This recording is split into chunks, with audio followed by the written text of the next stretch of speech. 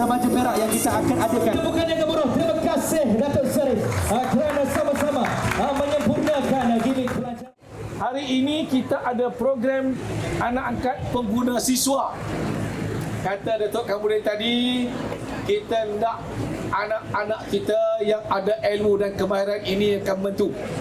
Sebab sekarang ini ramai pengguna di luar sana bukan sahaja tertipu kerana harga barang meningkat dan sebagainya, tetapi ramai juga yang terperangkap dan terpedaya dengan handphone.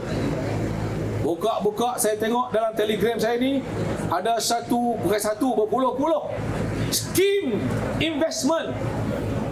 Punyalah macam-macam cerita di situ, untung sana, untung sini.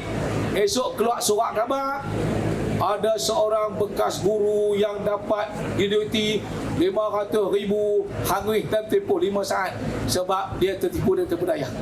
Jadi anak-anak saya cerdik pandai ni, yang pandai guna ni, hebahlah kepada orang ramai bahawa jangan tertipu dan terpedaya.